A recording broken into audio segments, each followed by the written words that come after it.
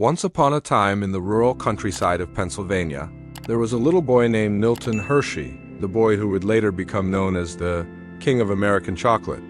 But few people know that before building the great Hershey empire, he was once looked down upon, failed repeatedly, went bankrupt, and was even kicked out of his own family's house.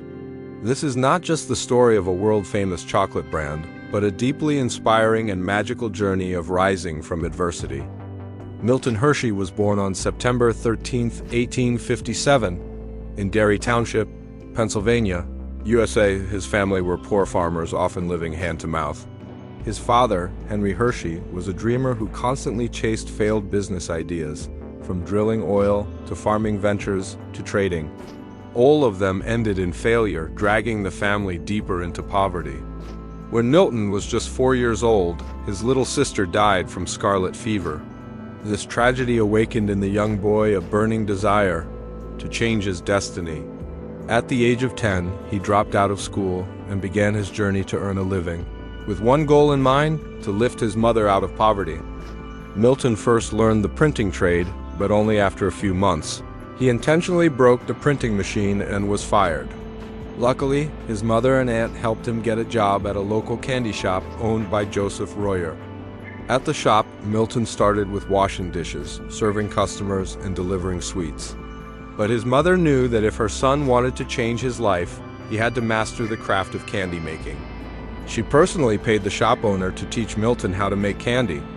Milton quickly revealed his talent, memorizing recipes, adjusting ingredient ratios, learning how to price and source ingredients. While his father claimed candy making was a woman's job, Milton quietly pursued his passion for 4 years, gaining skills and nurturing his big dream. In 1876, at the age of 19, Milton opened his first candy shop in Philadelphia.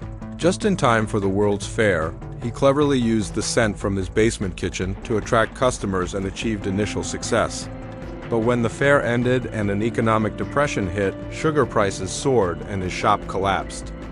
Milton tried borrowing to survive, but after 5 years, he had to declare bankruptcy. At his lowest, when he returned home to ask his family for help, they rejected him, insulted him, and kicked him out. They said, "You're just like your father, a dreamer and a failure."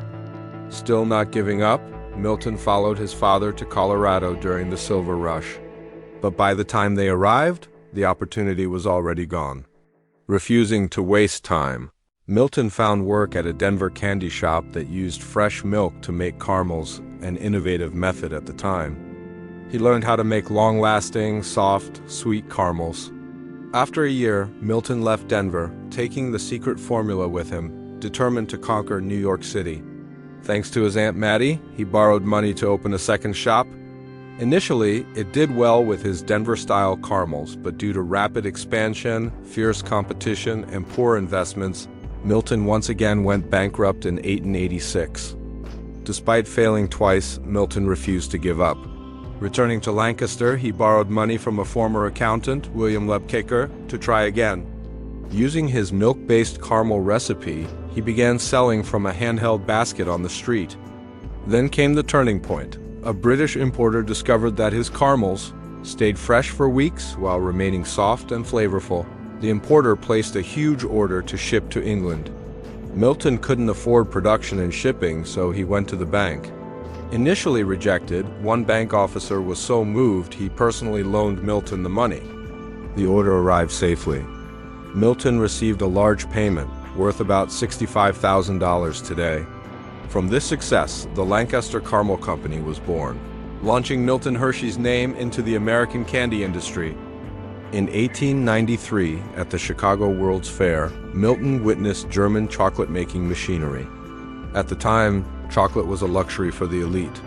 But Milton realized that if it could be mass-produced, it could be affordable for everyone. Without hesitation, he bought all the machinery and founded the Hershey Chocolate Company as a subsidiary of his caramel business. He began experimenting with fresh milk chocolate, using the same approach that worked with caramels. In 1900, Milton made a bold move. He sold his entire caramel business for $1 million, worth tens of millions today, and focused entirely on chocolate. A risky decision, but one that changed the future of the food industry in America. Milton built the Hershey factory in his hometown of Derry and from there created an entire town, Hershey, Pennsylvania, complete with housing, hospitals, schools, parks, theaters, and even a zoo for his workers and their families. In 1909, he and his wife Kitty founded the Hershey Industrial School for orphan boys. Later, Milton transferred most of the Hershey Company's shares to the school, making it one of the wealthiest private schools in America. Milton's personal life was filled with loss. His wife died of pneumonia in 1915, and his mother passed away in 1920. Grieving and lonely, he traveled to Cuba and built another sugar mill, modeled with the same humanitarian approach he used in Hershey. When World War I broke out, while many companies suffered from supply shortages, Hershey's self-owned factories and resources allowed him to produce chocolate for U.S. soldiers.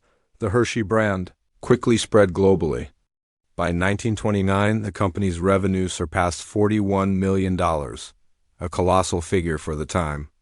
In 1945, Milton Hershey died at the age of 88, leaving behind a legacy not just of sweet chocolate, but of determination, generosity, and resilience. Milton Hershey wasn't just the inventor of milk chocolate for the masses. He embodied the spirit of never giving up. From nothing, he built a billion-dollar empire, helped thousands, and proved that chocolate wasn't just a luxury for the rich, it was a sweet gift for everyone. If Milton Hershey's story inspired you, don't forget, hit like to support the video. Comment below, what did you learn from this story? Click subscribe and turn on the bell to not miss more amazing business stories. And share this video with your friends. Who knows, it might give someone the motivation to start over.